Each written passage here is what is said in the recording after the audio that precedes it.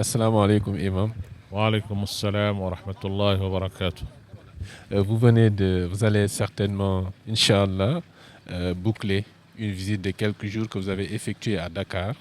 Qu'est-ce que l'on peut retenir de cette visite avant d'en venir à la visite à l'IRSF?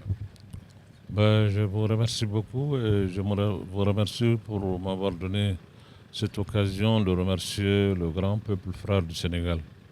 Je suis très heureux d'avoir fait cette visite, une visite mémorable que je n'oublierai jamais. Parce que ça a été vu l'accueil, l'hospitalité de la Teranga, comme on le dit. Et je l'ai vécu cette fois-ci. Ce n'est pas seulement je l'ai entendu, mais je l'ai vécu. Je suis très heureux et ça m'a fait chaud au cœur.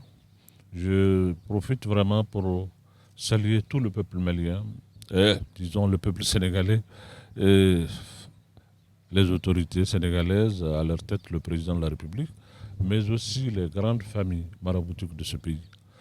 J'ai la famille Touva, du Tivavan, du Medina Gouna San, je crois, du Kaulak, et de la famille omarienne, la famille de Maliksi, et il y a la famille Kunta. Il y a beaucoup de familles certainement que je vais oublier de citer, mais au fond de moi, et que je remercie tout le monde. Et le peuple, ce peuple croyant du Sénégal, de toutes les confessions qui ont une hospitalité, une vivre ensemble qui peut être exportée à travers le monde, qui est aujourd'hui un exemple pour le reste de la sous-région et voire même de la région et de l'Afrique. Je suis très impressionné par vraiment la tolérance et le vivre ensemble du peuple sénégalais. Donc je les remercie encore une fois pour l'accueil, l'hospitalité légendaire dont je fus l'objet, moi et les gens qui m'accompagnent. Alors, après cette visite-là au Sénégal, vous allez terminer avec l'IRSF. Vous venez de faire une visite guidée, un privilège qui n'est pas souvent accordé à tous. Quel est votre ressentiment après cette visite? Un sentiment et une fierté d'appartenir à cette Afrique, qui est en réalité l'avenir de l'humanité. J'en suis sûr et je crois en cela.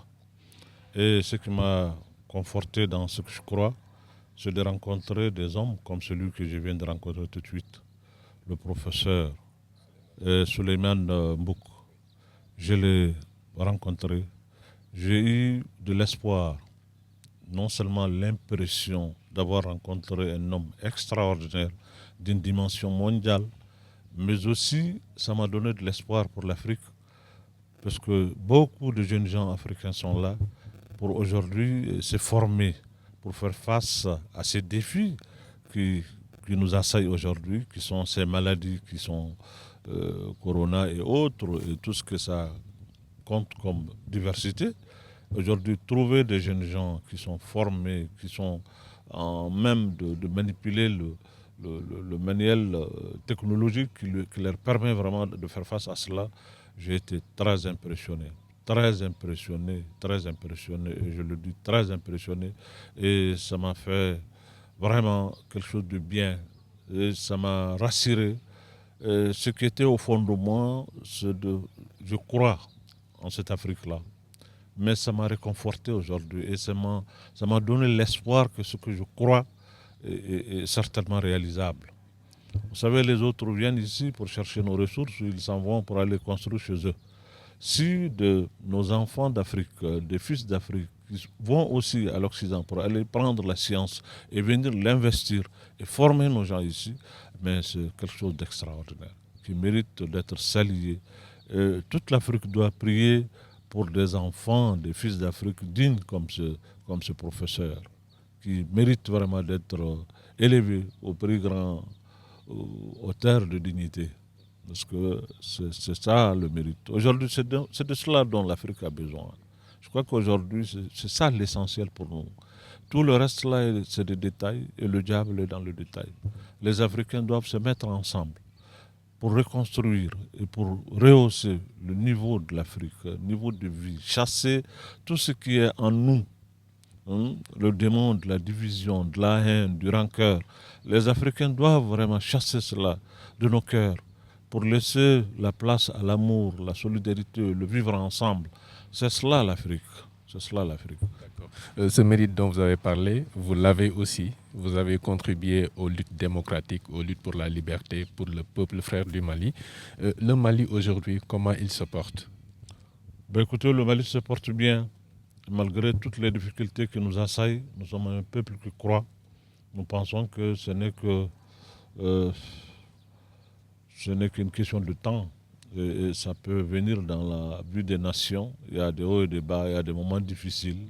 Il y a des moments où on traverse des zones de turbulence, ça peut arriver. Mais, Inch'Allah, ça finira par se stabiliser. Et moi, j'y crois.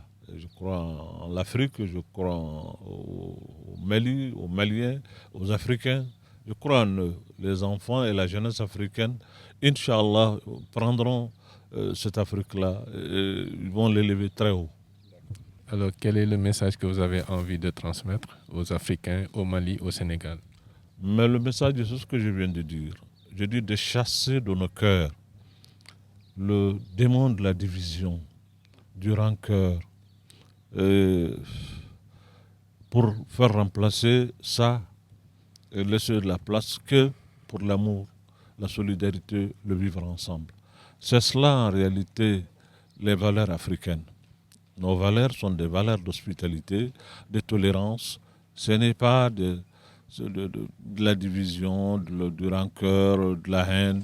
Non, non, non. Ce que nous connaissons, nous, en Afrique, tous les pays africains, c'est l'hospitalité, c'est le vivre ensemble. Quand je suis au Sénégal, je suis sénégalais. Je suis en Côte d'Ivoire, je suis ivoirien. Partout où je suis africain. L'Africain, il est africain partout où il est. Donc, que je sois au Sénégal, au Mali et ailleurs, moi, je me sens chez moi. Et dans nos pays aussi, c'est comme ça. Les gens se comportent comme tels. Quand je suis venu ici, je ne suis pas dépaysé. Je me suis senti chez moi parce que je suis parmi les siens. Merci bien.